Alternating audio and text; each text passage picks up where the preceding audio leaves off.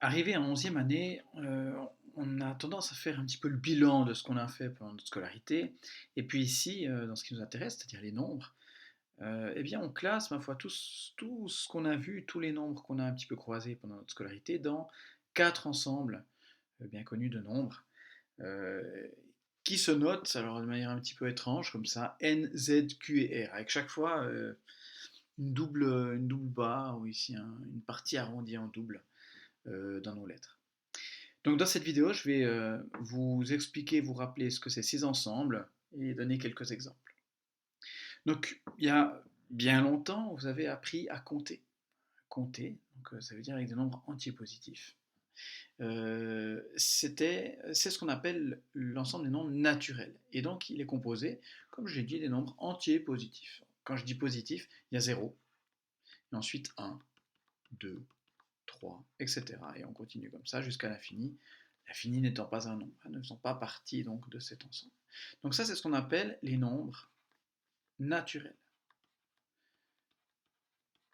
Alors vous les connaissez depuis bien longtemps. Euh, voilà, je crois qu'il n'y a pas grand-chose à en dire de plus. Plus récemment, en un petit peu 8e année, ça s'est surtout consolidé en 9e année, vous avez donc toujours dans les nombres entiers, vous avez considéré des nombres qui étaient, alors bien sûr, ben, il y avait 0, il y avait 1, il y avait 2. Hein, donc c'est un ensemble qui contient tout ça, mais il est un petit peu plus grand. Parce qu'en plus d'avoir les nombres entiers positifs, ben, il a les nombres entiers négatifs aussi. Donc on a aussi moins 1, on a aussi moins 2, etc. Donc ça va de, entre guillemets, hein, moins l'infini à plus l'infini, même si à nouveau, ces éléments ne font pas partie de cet ensemble. Donc ça, c'est les nombres entiers relatifs. Alors bon, pourquoi Z alors que c'est relatif? Bon, c'est les nombres entiers, relatifs. Bon.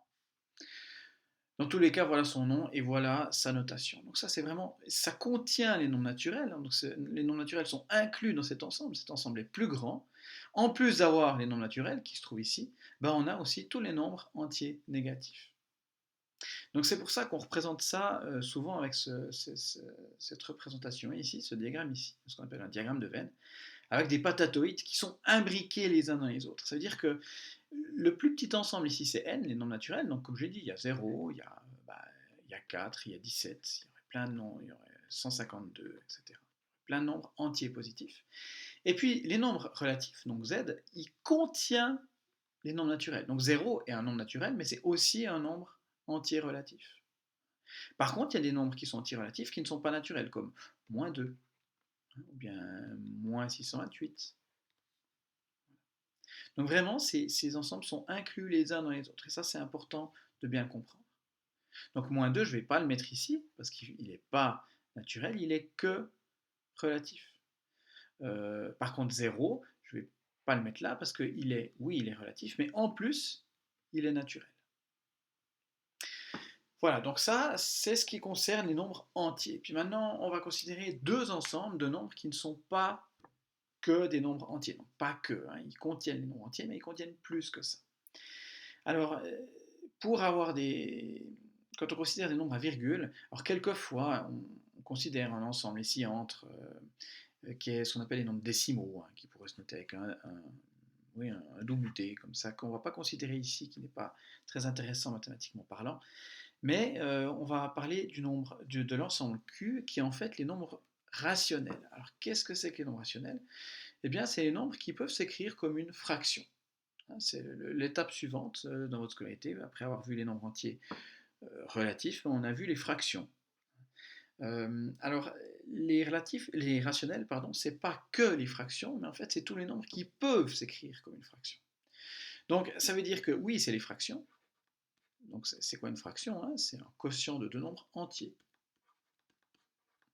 Et puis, bon, on ne peut pas diviser par 0, donc b ne peut pas être égal à 0.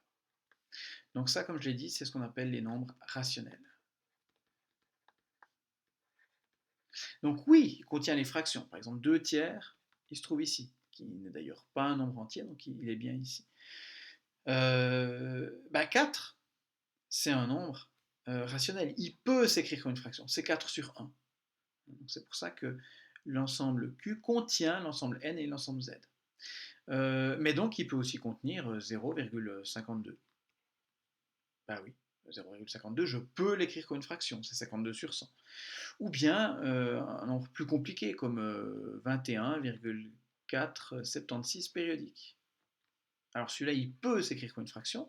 Vous avez d'ailleurs probablement vu comment le faire.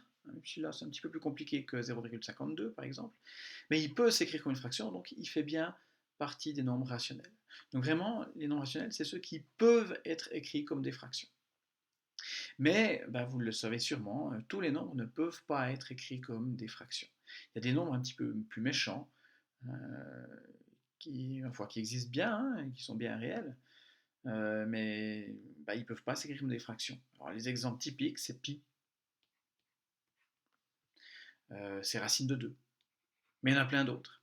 En fait, il y en a énormément, il y en a bien plus que de nombres rationnels.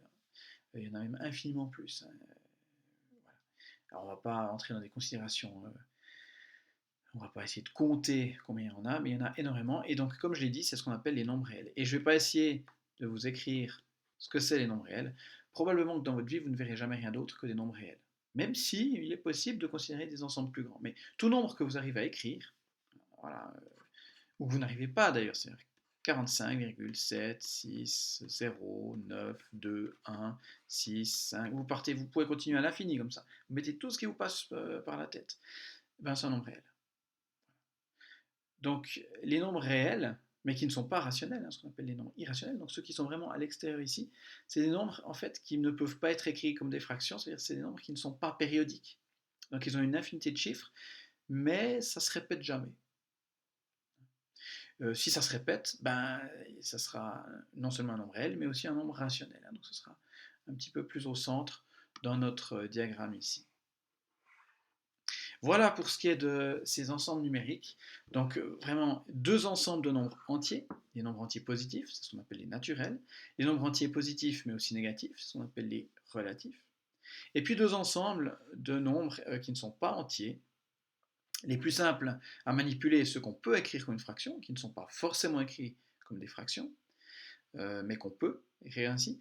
Donc c'est ceux qu'on peut écrire comme des fractions, mais dit autrement, c'est ceux qui soit se terminent, hein, qui n'ont pas une infinité de chiffres, soit qui se répètent, qui sont périodiques. Et puis les nombres qui sont vraiment méchants, que d'ailleurs on n'arrive pas à écrire parce qu'ils ont une infinité de chiffres et puis qui se répètent jamais, les nombres irrationnels font partie d'un nombre plus grand qu'on appelle les nombres réels. Et vraiment, attention, ces ensembles sont inclus les uns dans les autres. Donc le nombre 0, il est dans n, mais il est aussi dans z, il est dans q, il est dans r.